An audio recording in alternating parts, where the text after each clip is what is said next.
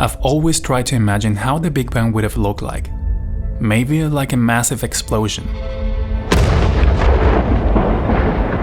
But it would have been impossible to see it or hear it from a distance, because outside of it, there was still no time or space created. We would have to be inside of it to be able to experience it in any way possible. Billions of years later, life evolved, apparently from nowhere and randomly. At least that's what we were told by the mainstream science. Now, the Big Bang is just a theory. There is a new theory called the cyclic universe theory, in which the universe undergoes endless cycles of expansion and cooling, each beginning with a Big Bang and ending with a big crash. But whatever it is that happens, is still a mystery. But today we're not here to talk about that. We're here to talk about something else. Today we're looking at two questions, and we're going to contemplate possible answers for them. What is life, and why are we here? Let's start with short answers, at least from my point of view. What is life? What is life?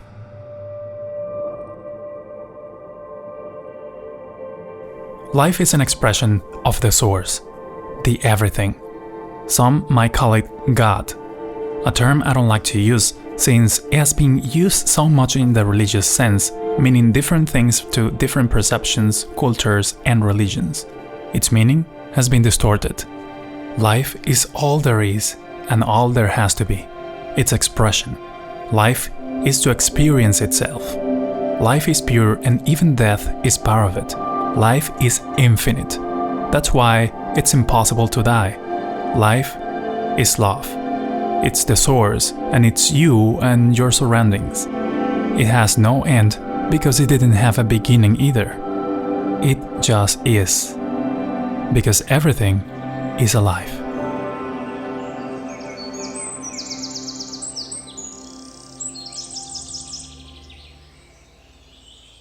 Why are we here? Why are we here? We are here to experience life itself, to learn lessons and to grow infinitely, or up to the point you get bored and decide to merge back to the source.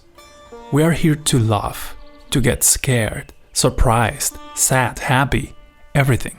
You are here to experience absolutely everything.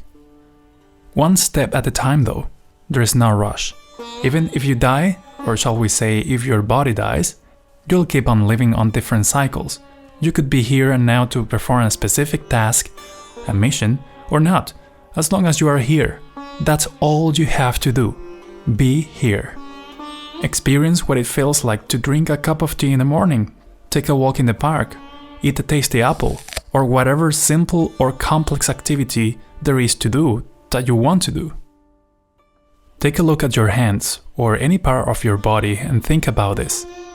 How is it that I can see myself and I can think about myself? Sounds a little bit stupid, but it's a great, simple experience to realize that you are here, simply existing. This time around, as a human, look at your hands. You have 10 fingers in your hands, or if you don't have hands, maybe look at your feet, or look at any part of your body and just think about it. You are a human.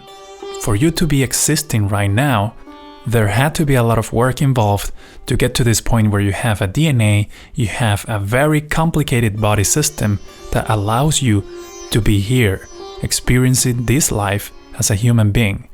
But what is it that allows you to think about yourself and really go very, very deep in that question? Of course, it is consciousness. And consciousness cannot be found inside the body, anywhere, not even in the brain. But we can get back to it later. You hear the saying, life is short. But what it really means is that this life is short.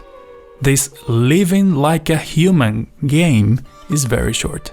Because that's what life is. It's a game. Welcome to episode 2 of Astra Podcast. What is life and why are we here? This is part 1. My name is Joy and I'm the messenger. Today you are hearing this message because you willingly decided to hear it or because you ended up here by synchronicities. Either way, this episode contains information that you might find crazy, controversial, amazing, mind-blowing, true, false, and what have you. But even if you believe this is all true, we always advise to have your own discernment of the information and only use whatever will work for you in your current path. You don't need to agree with everything we said in this show. Use your ever-present free will to make your own decisions. The mystery of life. The mystery of life. Mystery of life. How does it all start? Here we go again. More questions. Does it all start with a Big Bang, which is one of the theories? Does it start with a thought? Or was it always here? And the answer can also depend on the level which we're referring to. Normally, we refer to the reality we can see or interact with, which is the physical reality. And it could be the Big Bang. But the Big Bang is just one of the infinite expressions from the source consciousness. And the source consciousness did not have a Big Bang to be created, because it has no beginning or end. It's all there is. And from it derives all, and it derives from all. I know this could be a little bit complicated to understand, especially if you haven't heard of these topics before, but you really don't have to understand anything in order to enjoy life to its fullest. Of course, if you understand few and basic principles on how the universe works, it'll be better for you because you'll have the information that you can use to your advantage, so you can leverage a happier life. But the truth is that all of this information is already in you. It's inside of yourself, somehow. But you have been contaminated with a lot of the noise of this world. And that's the worst part, that you think you are all of this, and you believe in things that you were told to believe, and you can no longer hear your inner self. And that's why it is very important to maybe know a few of the basic principles on how the universe works, just to remind you on how it works. But you already know this. It's just very deep inside you, underneath all of these layers of noise created by this society. Recently I watched a movie that now occupies the first place on my favorite movie ever. Before that, my favorite movie was The Matrix, and it held its place for about 20 years, until I saw this movie the 28th of June 2022. The movie is called Everything, Everywhere, All at Once. I'm not going to make a review about it, but it was really amazing the way they tell a story and how it all relates with these philosophies that try to depict what everything is, so that our tiny brains can comprehend. I recommend you watch that movie if you like this kind of topics. It made me laugh, cry, and feel happy, all at the same time. That's today's recommendation, the movie called Everything, Everywhere, All at Once. I hope you can find some answers there. Remember when I said that consciousness cannot be found inside the brain? Let's explore that idea a little bit more. I'm gonna read an excerpt from the book One Mind by Larry Dozy in chapter 9. Quote, "How necessary is your brain? Hundreds of experiments such as Lashley's raise the more fundamental question of not just the brain's relationship to memory but its relationship to consciousness in general. Some of the challenges are really serious. In an article provocatively titled, 'Is your brain really necessary?' British neurologist John Lorber questioned whether an intact cerebral cortex is needed for a formal mentation.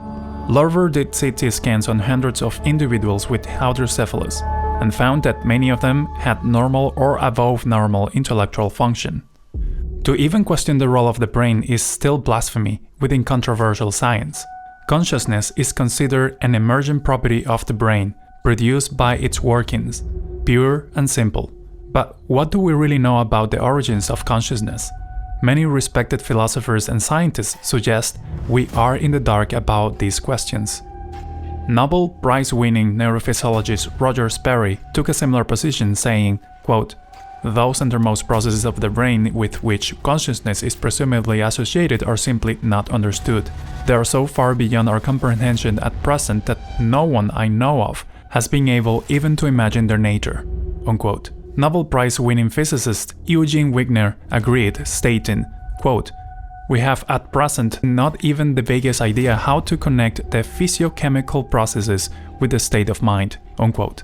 And Sir John Maddox, former editor of the prestigious journal Nature, wrote, quote, "What consciousness consists of is a puzzle. Despite the marvelous success of neuroscience in the past century, we seem as far from understanding cognitive process as we were a century ago," unquote. In view of these great unknowns, the widespread assumption that the brain makes the mind and that the mind is confined to it is open to question, which opens the door to alternative scenarios. Unquote, and end of the excerpt from the book One Mind. So here we're talking about respected Nobel Prize-winning scientists who research and talk about this topic, and their conclusion about all of this is that we don't know. And yet, if you Google right now, "where is consciousness located?" you'll get a lot of mixed results, but the first ones will be referring to the brain. And that's why you have to be very careful, because you will get a lot of information online and everywhere, and not all of it is true or is not representative of what's really going on. Most of the information will be mixed with facts and things that we don't know, and also things that are not true, but they claim that those things are true. So it's really confusing. That's why it's really important for you to always use your discernment about every information you get. But the best you can do is actually do your own research and use your reasoning and logic. The more you do this, the more educated you get, and the more educated you get, then the better or the easier it is for you to filter this information. By the way, we have created a Discord server for our community. You can see the link in our website, astrapodcast.com.